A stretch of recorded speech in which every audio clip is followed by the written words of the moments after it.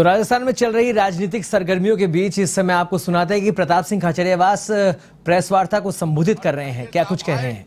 उस दिन हम मुख्यमंत्री अशोक गहलोत जी, डोटासरा जी और मैं खुद तनोट माता जी के मंदिर में दर्शन करने के लिए गए थे। तनोट माता जी का मंदिर वो है जहां पर पाकिस्तान ने 71 की लड़ाई में, जो मुझे याद है, हो सकता आगे पीछे वो डेट ये थी या वो थी, लेकिन पाकिस्तान से जब हिंदुस्तान लड़ रहा था 450 बम तनोट माता जी के मंदिर पर गिराए, लेकिन वो बम फटे ही नहीं। और उस मंदिर में हमारे जो ऊंट और हमारे जवान घुस गए, उनमें से एक नहीं मरा, सबने मुकाबला करके पाकिस्तान को हराया।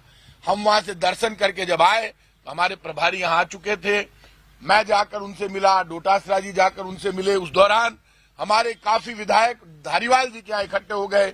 माकन साहब ने मुझे कहा आप जाकर धारीवाल जी को लेकर आओ। उसके बाद, क्योंकि मुख्यमंत्री जी ने कहा था आप डोटासरा जी, खड़गे साहब और माकन साहब को लेकर डायरेक्ट मुख्यमंत्री निवास मीटिंग में आ जाना। उन्होंने कहा धारीवाल जी के यहाँ एमएलए इकट्ठे हो रहे हैं, आप उनको लेकर धारीवाल जी के यहाँ उनसे बात करके हम वहां चलेंगे। क्योंकि रात को 1:30, 2-2, 3-3 बजे तक फोन जा रहे थे। अचानक मीटिंग रखने के लिए केंद्रीय नेतृत्व के द्वारा कहा गया था, प्रभारियों के द्वारा मीटिंग रखी गई। लोगों में रिएक्शन था। धारीवाल जी से जाके एमएलए ने गुस्सा व्यक्त किया कि हमने 34 दिन होटलों में बिताए सरकार को बचाने के लिए। हमारे साथ खुद अजय माकन जी, रणदीप सुरजेवाला जी, वेणुगोपाल जी डटे रहे, क्योंकि वो सोनिया गांधी जी का कैंप था जिसको अशोक गहलोत जी लीड कर रहे थे। सरकार बचाने का संघर्ष चल रहा था। मध्य प्रदेश में विधायक खरीद घोटाला हुआ, कांग्रेस की सरकार गई। गोवा में पूरे के पूरे 8 कांग्रेस के विधायक बीजेपी वाले खरीद कर ले गए। और महाराष्ट्र में तो कमाल कर दिया, पूरे ठाकरे फैमिली का इतना रुतबा वहां भी खरीद कर ले गए। एक स्टेट में जहां इन्होंने अटेम्प्ट किया वहां सरकार इन्होंने गिरा दी। हम बीजेपी की आंख की किरकिरी बन गए। बीजेपी यदि कहीं पर सरकार गिराने में असफल रही तो राजस्थान था। राजस्थान के विधायक इंटैक्ट रहे। 102 विधायक, जिनको ये कहा गया मुख्यमंत्री अशोक गहलोत जी के द्वारा, मैं आपका अभिभावक हूं, आपके लिए मैं जी जान लड़ा दूंगा, आपके हर सम्मान की अधिकार की लड़ाई मैं लड़ूंगा। अलग पार्टी के नेतृत्व से बात करनी होगी तो उनसे भी मैं बात करूंगा। अपने अभिभावक को ढूंढने के लिए, धारीवाल जी से लड़ने के लिए वहां चले गए। बाढ़ में विधायक वहां इकट्ठे हुए। जब उनको अब ये था या नहीं था ये क्लियर नहीं है। पार्टी नेतृत्व तो हमारा है। सोनिया गांधी जी को पूरा देश जैसे राहुल गांधी जी की मां है वैसे अपनी मां मानता है, क्योंकि इन्होंने इतना बड़ा सेक्रीफाइस किया कि कांग्रेस का हर कार्यकर्ता अपनी मां समझता है। और वैसा ही सम्मान देने में थोड़ी सी बात शुरू हो गई। कांग्रेस के विधायकों ने अपने मन की बात, अपने अधिकार की बात अपने सोनिया गांधी जी, राहुल गांधी जी तक पहुंचा दी और गुस्से में अपना इस्तीफा पेश कर दिया। तो ये तो हमारे परिवार का मामला है। इसमें एक भी विधायक सोनिया गांधी जी, राहुल गांधी जी के खिलाफ नहीं है। अशोक गहलोत जी, सोनिया गांधी जी, राहुल गांधी जी, वेणुगोपाल जी इनके खिलाफ नहीं है।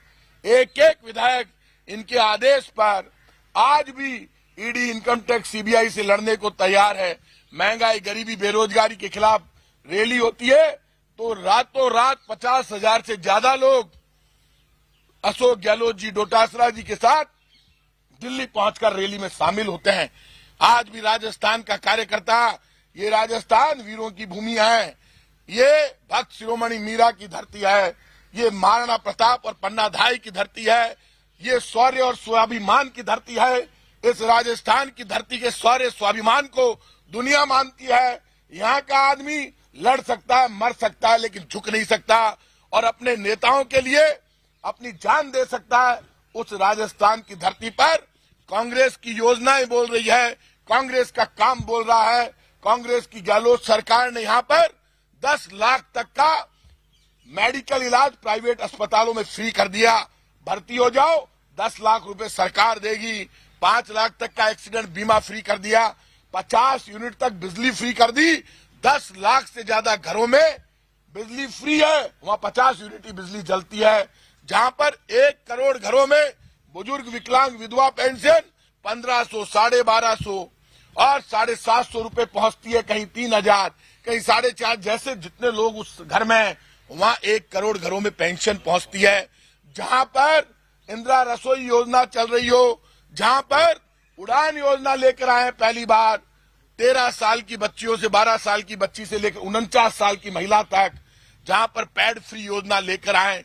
अब 1.5 करोड़ लोगों को, 1.5 करोड़ महिलाओं को मोबाइल फ्री देने की योजना है। हमारी योजनाएं बोलती है इतनी योजनाएं जिसमें किसान को हर महीने 1000 रुपए मिलते हैं, वो योजनाएं मैं पूरी गिना तक नहीं सकता।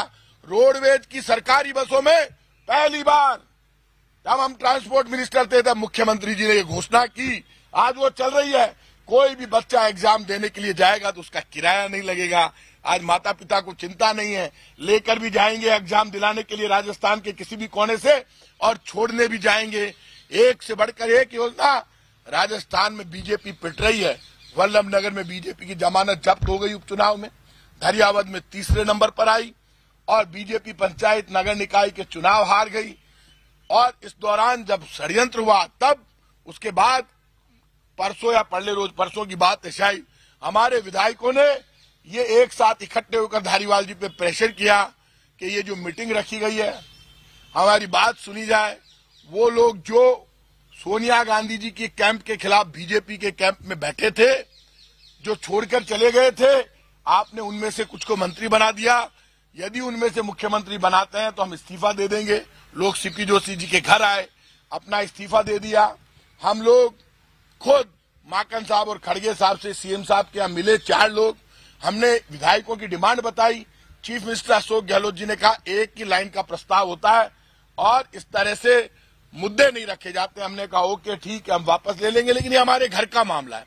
प्रभारी यदि 2 दिन और रुकते माकन साहब और खड़गे साहब तो नवरात्रा करने के लिए विधायक चले गए थे। नवरात्रा बड़ा त्योहार है, आप जानते हैं।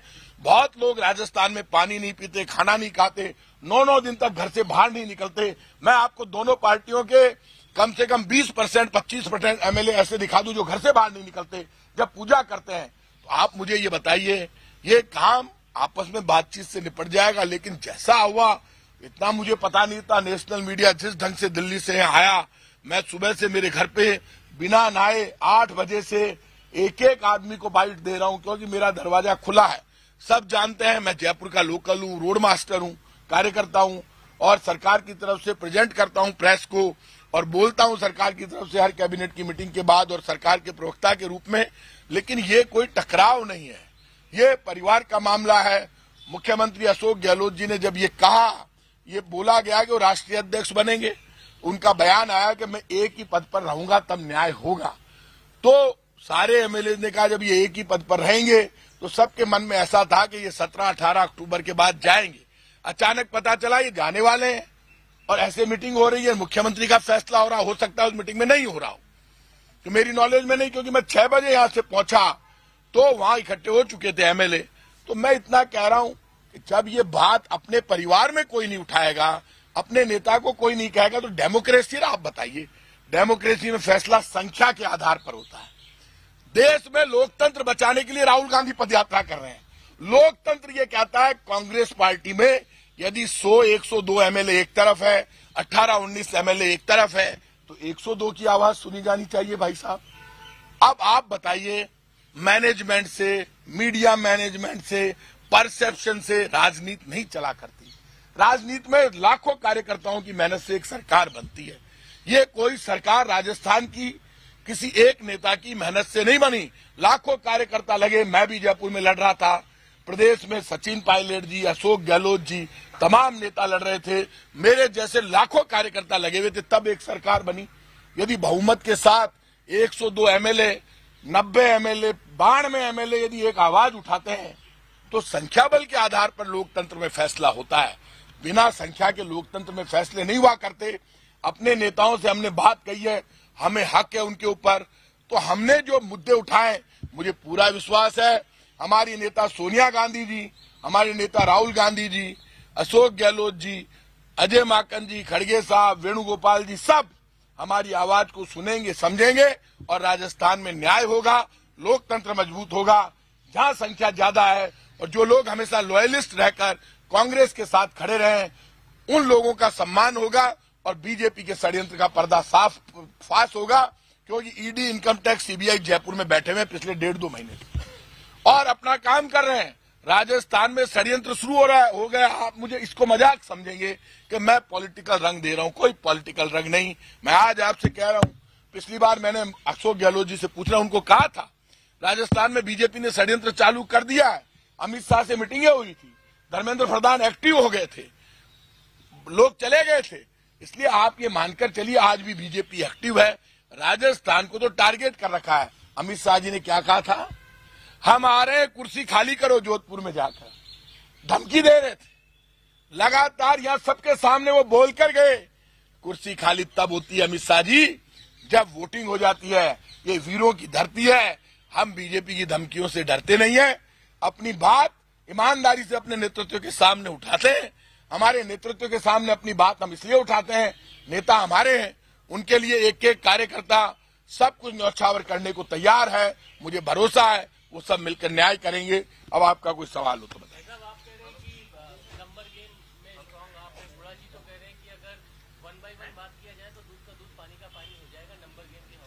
नो डाउट, वो हमारे मित्र हैं, हमारे भाई है, और कोई बात नहीं। वो मेरे मित्र हैं, कह सकते हैं। सर ये आप कह रहे हैं, ये बात आपकी बात है, पार्लियामेंट्री पार्टी बोर्ड सीएलपी में नहीं रख सकता था क्या? ये अलग जाकर मीटिंग होने की चाहिए। आपने बिल्कुल ठीक सवाल उठाया जॉय सर, आप ये मानकर चलिए सीएलपी की मीटिंग बुलाई गई। रात को 1:30 बजे मेरे पास महेश जोशी जी का फोन आया। मैंने महेश जोशी जी से कहा, भाई रात को 1:30 बजे फोन क्यों कर रहे हो? बोले यार मेरे को 11 बजे सूचना मिली है। मैंने कहा लोग नवरात्रा में गए यार, महेश जी क्या कर रहे हो बता।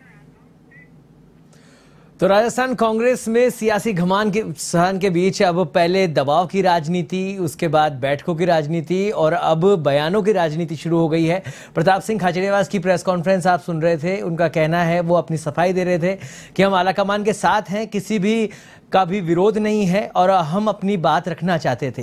फिलहाल अभी काफी सारे मोड़ आने वाले हैं सियासी घमासान में। देखने वाली बात होगी कि किस तरह से अब सीएम का फैसला होगा राजस्थान।